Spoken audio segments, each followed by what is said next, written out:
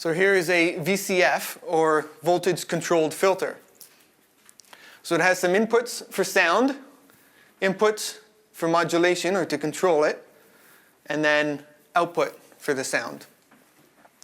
So it filters a sound by removing some of those harmonics that I was just showing you. So let me patch that in and show you on the graph again. They're all color-coded, so you know which ones to put where? No, they're just random colors. But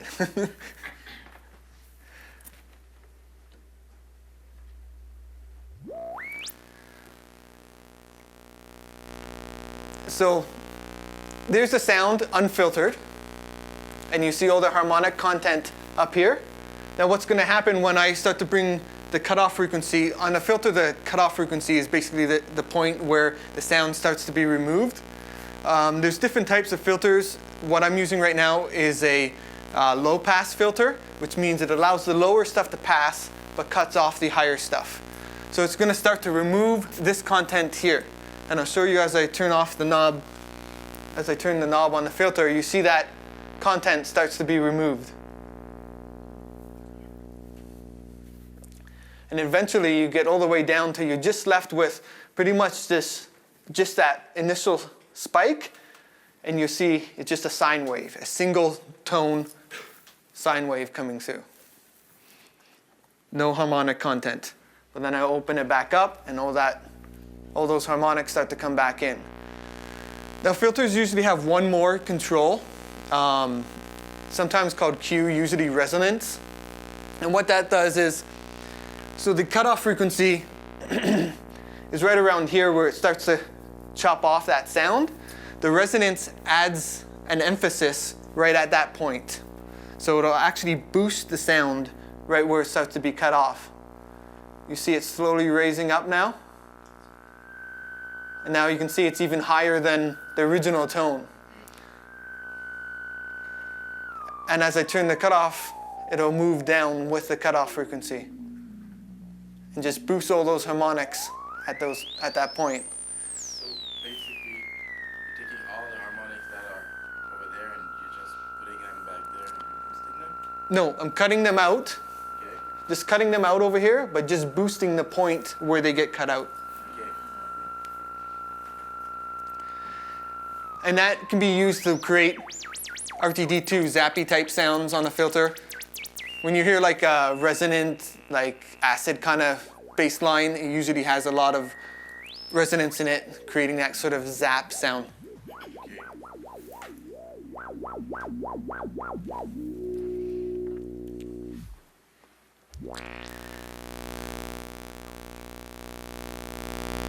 And that's a low pass filter, but as I mentioned, there's also high pass, which cuts out the low but leaves the high, kind of works in reverse. So you're just left with the harmonics at the end.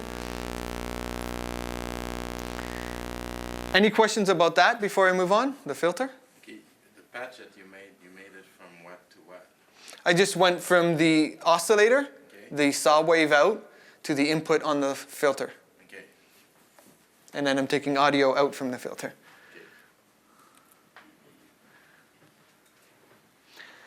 So the next module is a VCA, voltage controlled amplifier. And you can think of this as volume control. So I'm just going to come out of my filter into the VCA.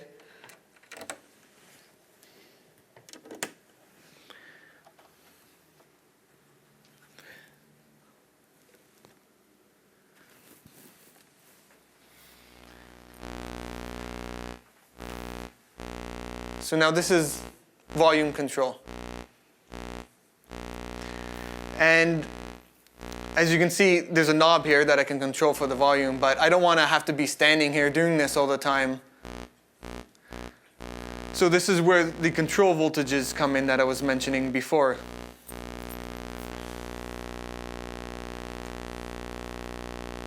So instead of turning this knob, I can use a modulation source, which is just a fancy way of saying taking a voltage from some other module and having it turn this knob for me. So as the voltage goes up, the knob will open and the volume goes up. As the voltage comes down, the knob will close and the volume will come down. So I'm going to show you common modulation modules. The first one is an LFO. So the LFO, it stands for low frequency oscillator. So it works the same way as a VCO does, a voltage controlled oscillator. But the voltage controlled oscillator operates in audio range. A low frequency oscillator oscillates below audio rate. So you don't usually hear the sound that it's making. It's just the voltage going up and down. And again, there's a bunch of different shapes. So the voltage can go up really quick, drop really quick, or gradually up and down. Up quick, gradually down, depending on which shape you have. So as I was mentioning, this volume, instead of controlling it by hand like that,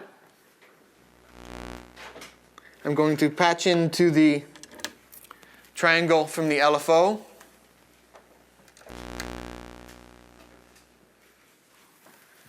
Now this LFO is controlling that volume for me. It's doing quickly. I can adjust the rate of the LFO, the speed that it's going to send its voltages up and down. So now that LFO is controlling volume for me.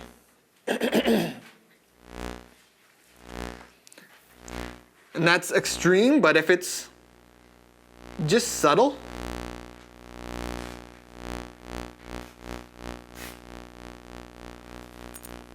like this, it's what we call tremolo. So on a synth, if you have a tremolo option, that's just the amplifier going up and down very slowly based on the signal coming from an LFO. No, tremolo. Yeah. Vibrato is, sorry, I clicked the wrong one. Vibrato is going to the VCO instead. So here's without, and then I slowly bring it in. You can hear it changing the pitch. So that there is just vibrato, an LFO changing the pitch of my oscillator a little bit. And the great thing with modular synths is if you want, you can go extreme if you want, or just very subtle.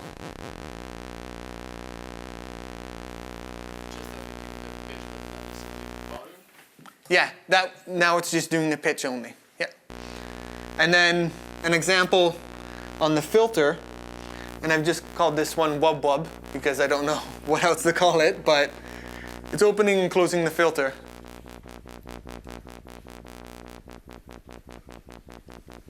And it makes that kind of wub wub sound.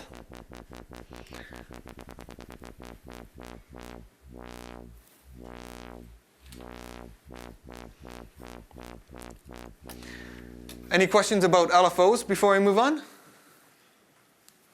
Okay.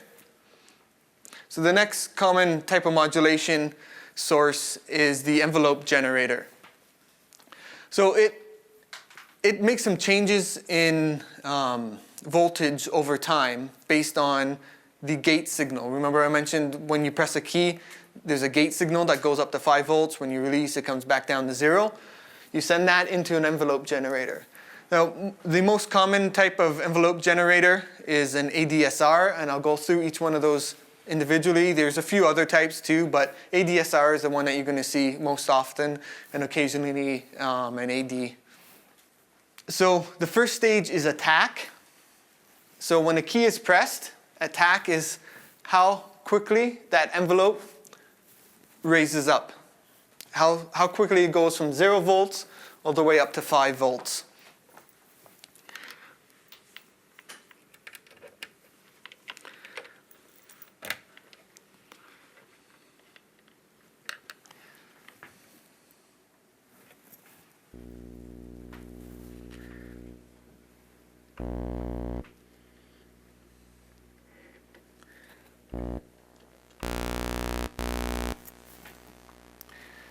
So the attack right now is all the way down at 0. So when I press the key, immediately the sound is there. It's on. But as I raise the attack, you can hear it taking a second to reach full volume.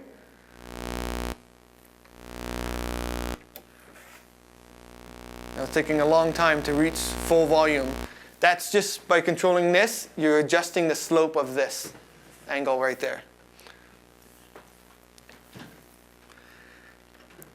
And then the next stage is decay. So after this attack reaches all the way up to the full volume, decay is how long does it take to come back down this slope right here. So now I will adjust the decay. Right now it's going, once it reaches the full volume, it's dropping back down immediately. Now add a bit of decay, and it's taking some time to go back down.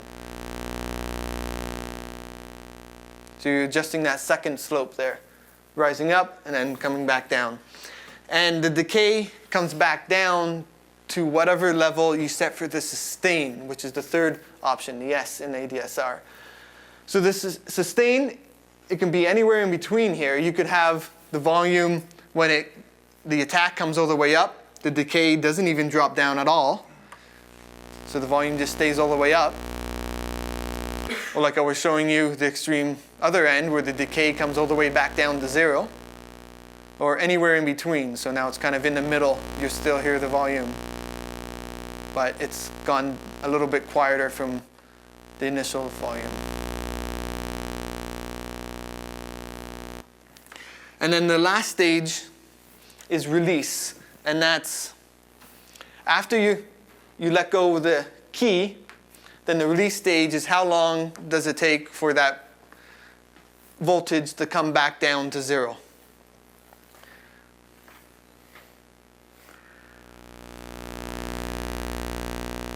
So right now I release the key, it's immediate, back down to 0. Add a bit of release, and it takes some time before it reaches 0.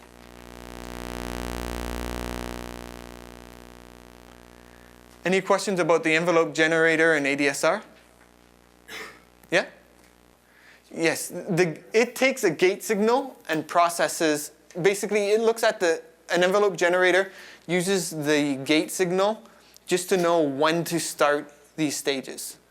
So when an envelope generator, you press a key, it receives 5 volts. The envelope generator says, okay, start going from 0 volts to 5 according to the rate of the attack. Go through this whole stage to here, and then wait for the key to be released. When the key is released, then it knows, oh, it's back down to 0 volts now. I need to slowly bring my voltage back down to 0. It's subtractive synthesis, yeah, which is still what we're doing here. I mean, you can do all sorts of different synthesis with the modular system, but the basic patch that I have right now is more subtractive, going through a filter than a VCA. But it's the same modules up here in this top row you have in the Gaia right there too. The advantage of a modular system is the flexibility of the patching, that you can patch in anything you want, and then also, like I said, any different modules too that you could add in.